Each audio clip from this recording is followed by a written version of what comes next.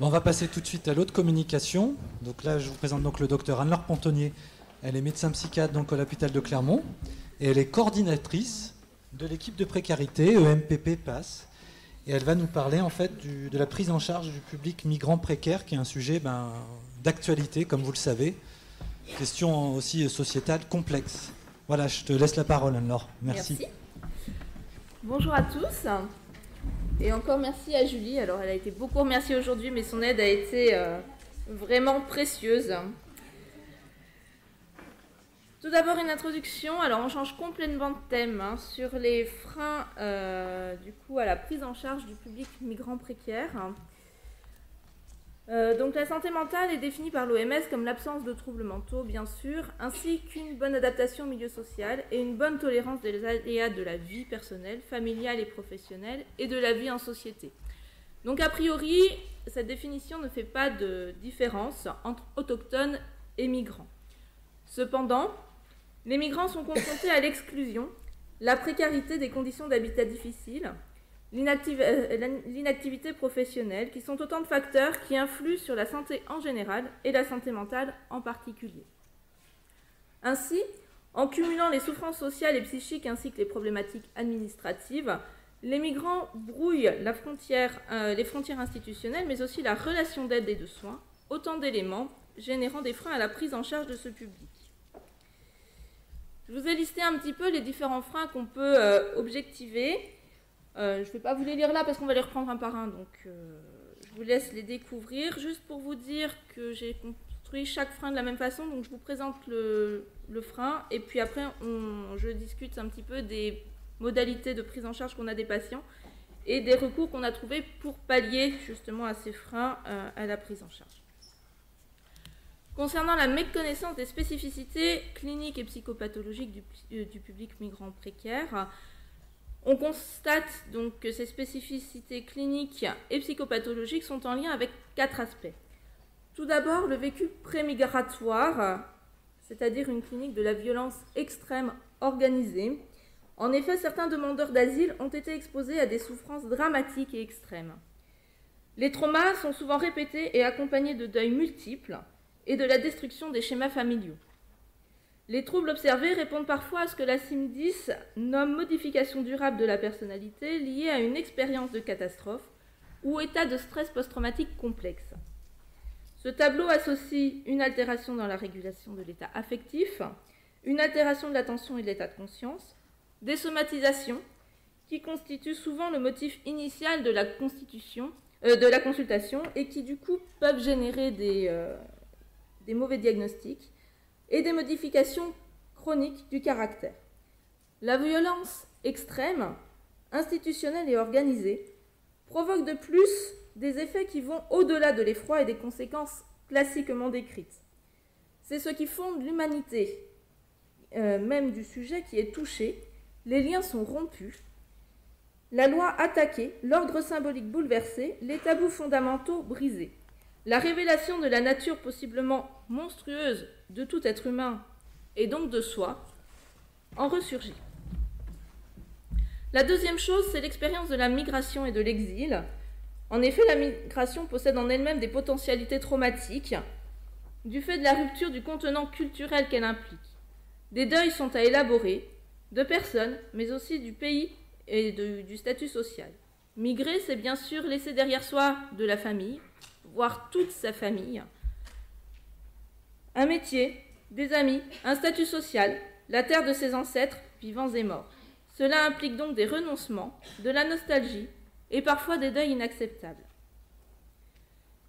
Par ailleurs, il faut prendre en compte également la dimension transculturelle de la psychopathologie qu'on va rencontrer afin d'affiner le diagnostic, d'améliorer l'alliance thérapeutique avec le patient et sa famille quand elle est présente et de proposer des soins plus efficients. Le plus souvent sont observés des tableaux non spécifiques qui peuvent prendre la forme de transes, d'états hallucinatoires ou pseudo-hallucinatoires, de phénomènes d'apparition de défunts ou de somatisation, qui masquent parfois totalement la symptomatologie post-traumatique. Les états aigus d'allure délirante posent des problèmes diagnostiques importants, car on a souvent tendance à surdiagnostiquer une psychose, alors que ces modalités réactionnelles et défensives peuvent correspondre à une spécificité culturelle. L'erreur diagnostique sera à l'origine de mauvaises orientations thérapeutiques. Et enfin, le vécu post-migratoire. De récentes études montrent que les conditions d'accueil difficiles et les contraintes liées à l'intégration rapide dans le pays d'accueil provoquent un épuisement psychique et agissent comme des facteurs de maintien des troubles. Hypervigilance, anxiété, dépression, douleurs somatiques, autant de symptômes résultant de l'insécurité liée au statut de réfugié et à la difficulté de s'intégrer socialement et professionnellement. Par ailleurs, une fois dans le pays hôte, les migrants se retrouvent coincés entre un discours idéal sur l'asile, ils attendent souvent beaucoup de cette terre complètement idéalisée, la réalité d'une opinion publique souvent hostile et des politiques migratoires contraignantes qui les forcent sans cesse à prouver qu'ils ne sont pas des fraudeurs ou des criminels. La désillusion est souvent violente. Au total, les demandeurs d'asile qui ont vécu un trauma dans leur pays d'origine vivent un triple traumatisme: le traumatisme prémigratoire, les effets potentiellement traumatiques de la migration et le traumatisme découlant du déni de leur vécu et par le pays d'accueil.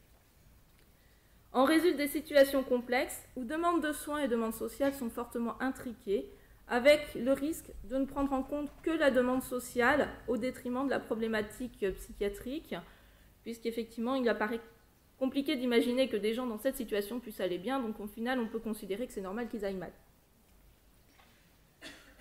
Les solutions mises en œuvre concernant ce frein d'accès aux soins, c'est la formation à la psychiatrie transculturelle et migratoire de l'équipe. Nous sommes en lien pour ça avec l'OSPER Samdara, qui est un observatoire régional d'observation de la précarité. L'adaptation de la prise en charge avec une écoute attentive et bienveillante lors des consultations infirmières et médicales avec reconnaissance du traumatisme. La souffrance doit être entendue et reconnue. C'est souvent le seul lieu ou un des seuls lieux où leur souffrance peut être écoutée et où on peut la recevoir. Par ailleurs, le travail de réseau avec les partenaires sociaux pour repérer les sujets vulnérables présentant des troubles traumatiques sévères, c'est-à-dire que notre équipe d'infirmiers se déplace sur les centres d'hébergement, dans la rue, même nous avons une éducatrice de rue qui va au plus proche de cette population particulièrement précaire pour repérer les sujets qui sont atteints de troubles et les ramener vers le soin. Et également pour tenter d'améliorer les conditions d'accueil des plus vulnérables et éviter le vécu persécutif qui peut découler de certaines situations, c'est-à-dire qu'on va être en lien avec le 115 et la DGCS pour pouvoir héberger urgemment certaines personnes qui sont particulièrement atteintes, avec des traumas très sévères, et nécessitant des traitements lourds qui sont totalement incompatibles avec les structures d'hébergement d'urgence, voire l'accueil à la rue. Enfin, la préparation à la reviviscence traumatique lors des convocations à l'OFPRA et à la CNDA, puisqu'effectivement, pour pouvoir avoir ce statut de réfugié politique, ils vont devoir revenir sur leur histoire, ce qui est souvent très douloureux pour eux. Ils en sont parfois encore incapables, ils ont souvent des troubles cognitifs massifs, qui leur rendent très compliqué le fait d'évoquer ces difficultés. Et il va vraiment falloir les préparer à ces entretiens qui sont primordiaux pour eux, pour la suite. Concernant la barrière de la langue, le défaut de traduction suffisante au sein des dispositifs de soins et d'accompagnement de ce public mène parfois à des refus de consultation par des professionnels de santé. Il faut savoir que nous, on a des patients qui viennent d'à peu près partout. Donc on est un petit peu cosmopolite et effectivement, c'est un petit peu compliqué avec du français, de l'anglais, parfois un peu d'allemand, de pallier à toutes les traductions. D'autre part, si l'interprétariat est souvent abordé avant tout comme une difficulté clinique, il apparaît également comme problématique dans l'organisation des soins, avec une méconnaissance de la procédure, une procédure considérée comme fastidieuse. Ainsi, les soignants choisissent parfois pour des raisons organisationnelles de s'en passer, mais du coup, on perd quand même beaucoup d'informations. Notons enfin que certains praticiens sont peu à l'aise du fait de l'introduction d'un tiers dans la relation médecin-patient et que cet exercice nécessite une certaine habitude pour être bien maîtrisé. Donc nous travaillons avec un organisme d'interprétariat téléphonique qui est financé par l'ARS, ISM Quorum. L'intérêt majeur, c'est de pouvoir communiquer dans les meilleures conditions possibles grâce à un interprète professionnel. Il persiste quand même des difficultés, à savoir la nécessité d'un certain délai pour pouvoir obtenir un interprète, ce qui pose la question d'organiser les consultations en urgence. Et alors là, on retombe un petit peu dans le système D de Traducmed, les connaissances des gens, etc. Les proches éventuellement, mais qui sont toujours des solutions qu'on utilise en dernier recours.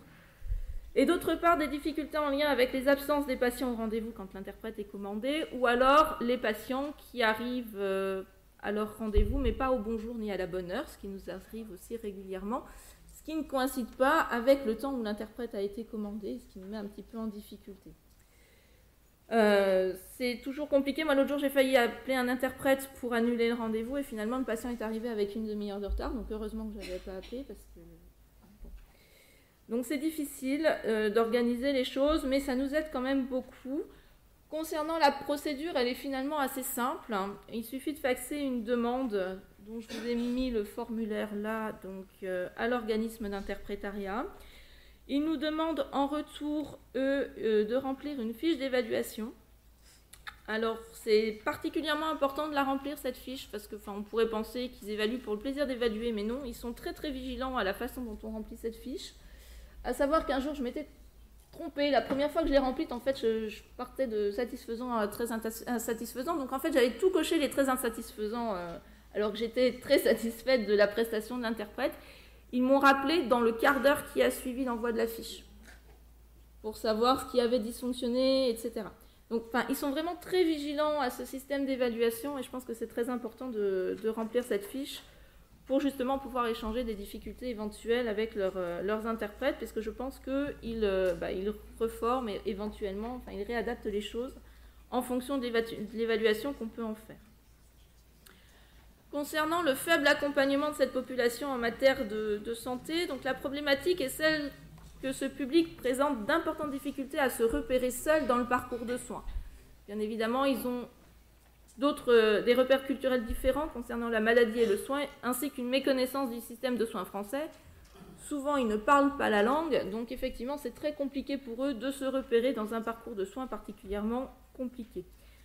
Donc, l'accompagnement de cette population apparaît indispensable. Nous, ce qu'on a mis en place, c'est un système d'infirmiers référents qui voit le patient de toute façon en première intention et qui va l'accompagner dans tout son parcours de soins, que les soins soient psychiatriques ou somatiques. Et ça, c'est particulièrement important, j'insiste sur ce point. C'est vraiment une prise en charge globale. Donc on va travailler en réseau avec les autres praticiens prenant en charge le patient, avec également les dispensaires qui prennent en charge la santé plus physique sur Clermont-Ferrand. Je pense au dispensaire Émile Roux, à Solidarité Santé 63, des organismes de ce type avec lesquels nous sommes en relation permanente. Et enfin, dans les consultations, on essaie de mettre en place des mesures d'éducation thérapeutique adaptées à la dimension transculturelle sur le travail sur qu'est-ce que la maladie, qu'est-ce qui est de la maladie, qu'est-ce qui n'est pas de la maladie, parce qu'on n'a pas du tout les mêmes représentations. On a des échanges qui sont parfois très enrichissants avec les patients sur cette thématique-là, et également sur tout ce qui est de l'ordre de la thérapeutique, puisqu'effectivement l'abord du médicament n'est pas non plus le même en fonction des cultures. Concernant l'offre de soins, qui apparaît complexe, insuffisante et inégale, il y a des délais parfois beaucoup trop longs, parfois 6 mois dans l'Allier notamment. On a des collègues au CADA de Montluçon qui sont très en difficulté avec leur population pour la faire prendre en charge, qui sont incompatibles avec des situations d'urgence ou même avec le parcours du migrant précaire qui va bouger d'un CADA à un autre dans des délais relativement courts. Et du coup, faute d'orientation psychique adaptée qui va remettre, les structures d'hébergement vont parfois devoir remettre à la rue des migrants précaires ainsi que leurs familles. Moi, j'ai eu le cas hier d'un patient géorgien qui est orienté actuellement en CADA avec sa famille et qui, suite à ces débordements émotionnels, fait des crises de colère et de violence importants et que j'ai vu du coup en urgence parce qu'effectivement le risque c'était que toute la famille soit exclue du CADA et donc remise à la rue. D'autre part, on note effectivement des délais plus longs dans les territoires ruraux, en Auvergne comme ailleurs, c'est la même problématique un petit peu partout. Donc on développe le travail en réseau et la coordination des soins, notamment avec les travailleurs sociaux des CADA, pour rendre les orientations et les prises en charge les plus efficientes possibles. On mène également des travaux de recherche dans le cadre du partenariat avec l'ORSPER Samdara et notamment l'Observatoire Santé Mentale, Vulnérabilité et Société pour tenter de trouver des réponses à cette difficulté. Donc moi j'ai été invitée au COPIL qui va se tenir là sur les 3 mois à venir sur un état des lieux santé mentale et réfugiés pour essayer de trouver des réponses à ces questions. Par ailleurs, la méconnaissance par les soignants et les gens qui les prennent en charge globalement des problématiques singulières de ce public qui donc va reculer d'autant l'accès aux soins adaptés de ce public.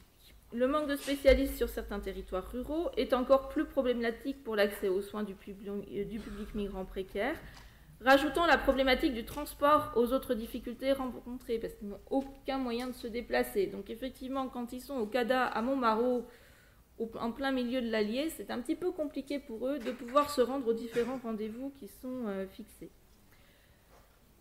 D'autre part, la problématique méconnue de l'évolution des droits en fonction du temps du parcours de la demande d'asile complique par ailleurs l'orientation adéquate de ces patients. Je vous ai mis ce petit schéma là pour illustrer mon propos.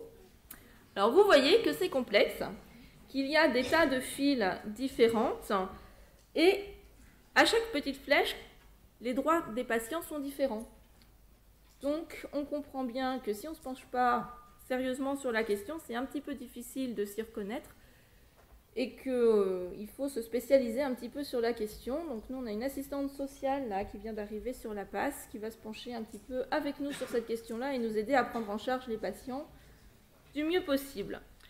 Les solutions que nous mettons en œuvre pour pallier à cette problématique, c'est le développement du lien avec l'ORSPER Samdara depuis la fusion des régions Auvergne-Rhône-Alpes, puisque cet observatoire est régional et que nous avons pu profiter pour le coup de la fusion des 2 régions, avec invitation au comité technique de l'ORSPER Samdara, la participation à des travaux de recherche et l'organisation de journées d'études. Je vous ai mis la fiche de la prochaine journée d'études que nous organisons avec eux, d'ailleurs, sur le thème partir, grandir, devenir sur l'enfance en migration.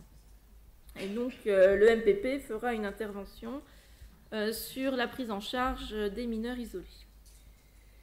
Par ailleurs, la mission formation-information de l'EMPP passe auprès des partenaires sanitaires et sociaux avec lesquels nous travaillons. Je me dépêche Yannick, ne t'inquiète pas, j'ai bientôt fini. Les difficultés d'accès à la couverture santé, que ce soit la CMU ou la ME. Donc pour cela, nous travaillons en lien avec l'assistante sociale de la PAS Psy du CHSM et les travailleurs sociaux référents des patients quand ils en ont un, afin de faciliter l'accès aux droits. À savoir que les patients qui sont sur le 115 demandeurs d'asile n'ont pas de référent social. Donc c'est toujours compliqué également de mener les dossiers. Le travail en lien également avec les différentes PAS, que ce soit la PAS Psy du CHSM ou la PAS de CHU, pour la délivrance des médicaments pour les patients qui n'ont pas de couverture sociale.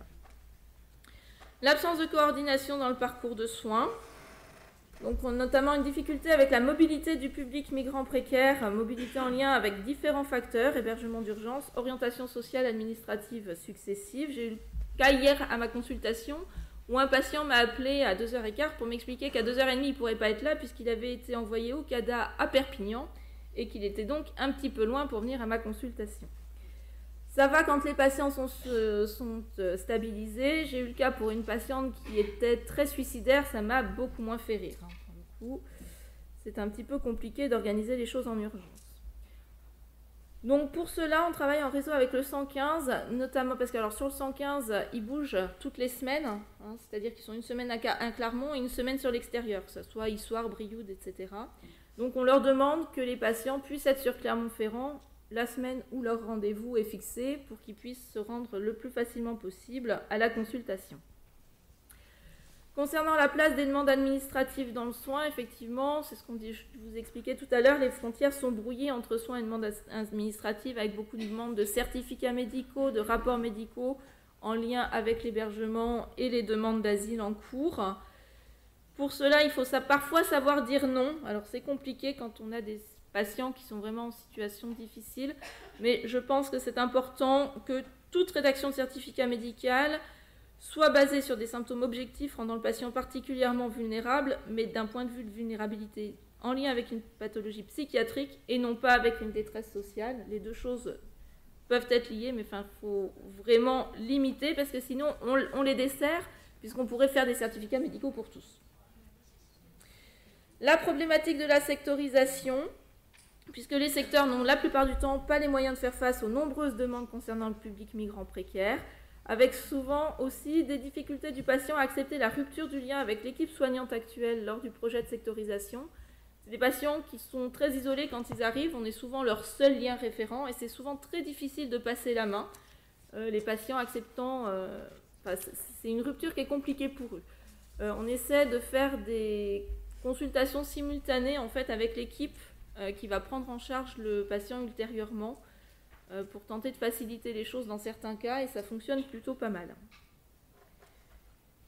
En conclusion, donc, les freins à la prise en charge du public migrant précaire apparaissent nombreux. Cependant, des solutions existent pour améliorer l'accès aux soins et à la qualité des soins pour cette population, qui apparaît particulièrement vulnérable, puisqu'elle allie une vulnérabilité psychique et une vulnérabilité sociale qui sont extrêmes. Nous avons ici évoqué les prises en charge individuelles. Des solutions pourraient également être trouvées du côté du développement de prise en charge groupale, autour d'activités de groupe notamment, afin de travailler sur le sentiment d'appartenance qui est extrêmement altéré au sein de cette population. Des expériences de ce type, fondées sur un modèle biopsychosocial, ont déjà été menées avec succès en Suisse par exemple. On essaie de le mettre en lien, nous, un petit peu aussi avec l'intersecteur sport en mettant des patients en lien avec eux. Voilà, je vous remercie. Merci beaucoup. Merci beaucoup, Anne-Laure.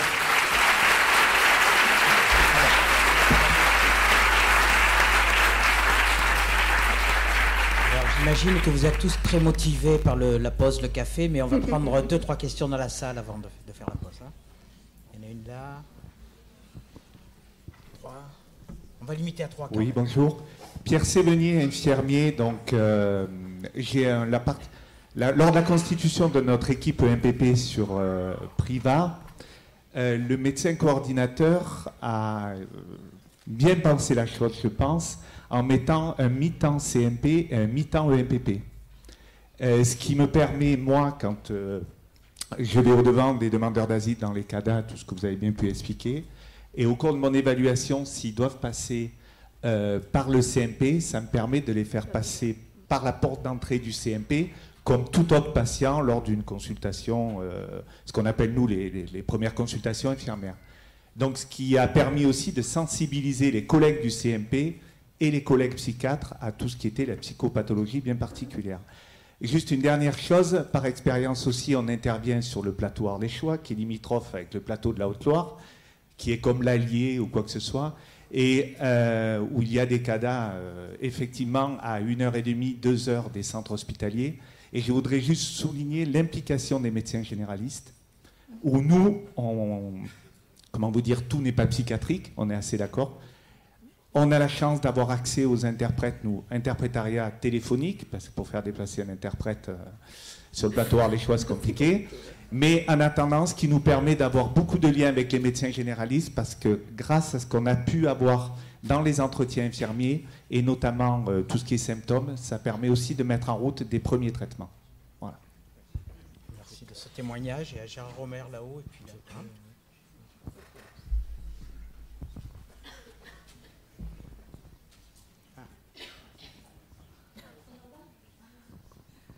Alors après, il y a une personne là et on a dit qu'on limitait. Hein. Oui. Bonjour, Marie Nyang, éducatrice spécialisée à Sainte-Marie de Nice. Moi, j'avais 2 questions.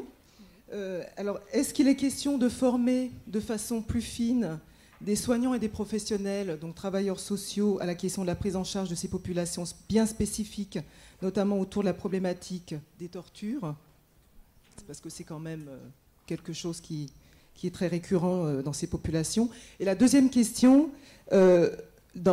concernant la dimension transculturelle, est-ce que la place de l'ethnopsychiatrie vous paraît pertinente? Voilà. Oui, alors la réponse à la deuxième question, clairement, c'est oui. On n'a malheureusement pas assez de formation à ce domaine-là. Moi, c'est un petit peu mon projet de formation prochain. Hein. Je pense que c'est très important. Alors nous, on a cette chance de travailler avec l'Orsper Samdara, hein, qui fait des journées de formation gratuites, donc ce qui est quand même intéressant. et qui sont très intéressantes. Ils sont quand même à la pointe de toute cette question-là, et c'est vrai que c'est très enrichissant. Ils font des séminaires sur l'année avec 5-6 journées à différents endroits dans la région, et c'est vraiment très intéressant d'y participer. Après, est-ce qu'il faut former des équipes spécialisées à ça ? Je pense que ça a quand même son intérêt, parce qu'on perd beaucoup de temps à chercher les renseignements quand on n'est pas rodé à cette expérience-là. Docteur Romer. Oui, non. Gérard Romer, je suis psychiatre à Rodez. On voit venir de plus en plus, nous, de migrants mineurs isolés dans l'Aveyron. Les chiffres 20 il y a 3 ans, 120 il y a 2 ans, 700 l'année dernière, sur Rodez. Ça vous situe le nombre de ces jeunes, avec toute la problématique de l'âge réel, de toute la quête de l'âge osseux, et de déterminer réellement s'il relève du côté pédopsie, psy-adulte, et des enjeux aussi juridiques et médico-légaux qu'il y a associés. Moi, la question que je voulais te poser, c'est... on a l'impression, dans le tableau psychotraumatique qu'il présente, il y a une espèce de masque qui est un peu standardisé d'un grand nombre d'entre eux sur l'histoire du départ des pays dont ils sont partis, avec en gros pauvreté, père tué par une milice qui passe par là, une mère qui le rejette, personne de la famille ressource pour s'en occuper, et ils partent en errance. Et après, on retrouve un deuxième tableau qui est le tableau psychotraumatique des tortures. Je pense au dernier que j'ai vu qui, en Libye, on l'a obligé à dormir à côté de cadavres. Et quand il a traversé la Méditerranée sur un radeau pneumatique, il y a eu un mort à côté de lui. Et il n'avait qu'une envie, c'était se jeter, en sentant l'odeur du cadavre, de se jeter à l'eau, sauf qu'il ne sait pas nager.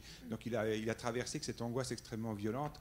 Et là, on retrouve un tableau psychotraumatique tel qu'on le connaît un petit peu, les troubles cognitifs que tu as évoqués, alors qu'on ne retrouve pas ça sur la dimension en théorie traumatique de cette première histoire.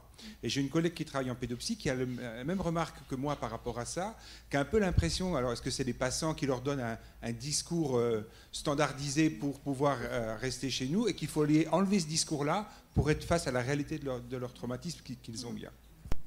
C'est vrai que ça prend souvent du temps avec ces jeunes, de retracer leur histoire. Enfin, c'est souvent des parcours qui sont très flous. Alors, en plus, ils n'ont pas raconté la même chose souvent à l'OFPRA, parce qu'on leur a dit qu'il ne fallait pas dire ci et ça. Et du coup, ils nous livrent des choses qui sont complètement différentes du discours rapporté. Enfin, c'est compliqué, effectivement. Ces jeunes, ils ont souvent un très long parcours. J'en ai vu qui avaient mis quand même plusieurs années pour arriver jusqu'en France, avec des choses, je pense, pas très jolies, effectivement, dans ce parcours-là. Bien, merci beaucoup. On va être obligé. Alors, il y a une question courte. Alors, très courte, pas comme Gérard Romer, pas un truc qui finit plus. Oui, très court. Je suis Sabine Turbet, pédopsychiatre à Clermont-Ferrand. Je voudrais remercier Anne-Laure d'avoir attiré notre attention sur cette problématique. Je trouve que c'est très important dans nos pratiques. Et je voudrais la remercier aussi d'avoir parlé de la journée du 4 décembre qui se passe à Clermont-Ferrand, justement, à laquelle on va participer aussi, sur le travail autour des enfants en migration et leur santé mentale. Voilà, c'est tout ce que je voulais dire. Très bien, merci beaucoup. Merci.